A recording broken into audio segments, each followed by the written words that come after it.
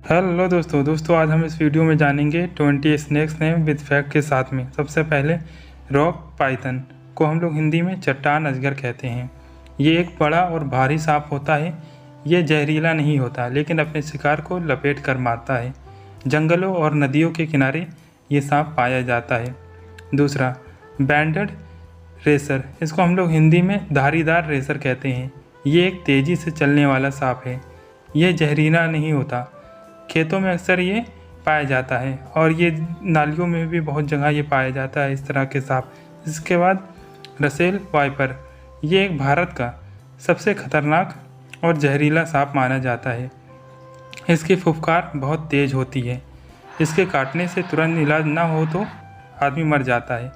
Red snake, इसको हम लोग हिंदी में धमना या धामन कहते हैं। ये सांप जहरीला नहीं होता। चूहे और छोटे जानवर खाकर खेतों की रक्षा करता है। इसे किसान का दोस्त भी कहा जाता है। इस सांप को किसान का दोस्त भी कहा जाता है। चकरेट कीलबैक, इसे जल सांप भी कहते हैं। ये पानी में रहने वाला सांप है। तालाबों और झीलों में आमतौर पर मिलता है। ये भी जहरीला नहीं होता लेकिन इसे देखकर डर बहुत ही ज़्यादा लगता है।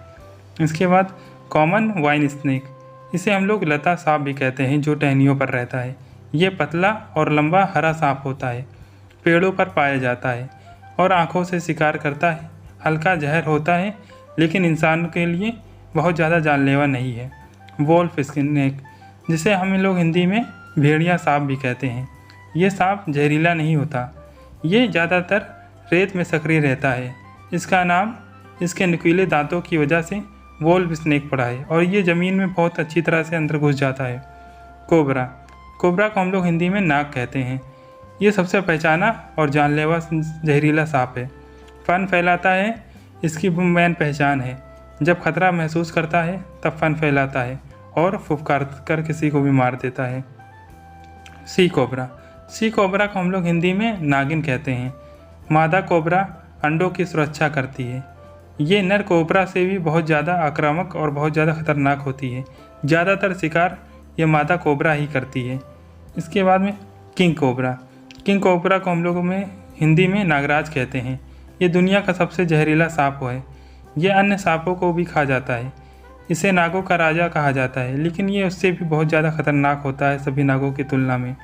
रेड सैंड बोआ, जिसे हम लोग लाल दो मुँह वाला सांप हिंदी में कहते हैं।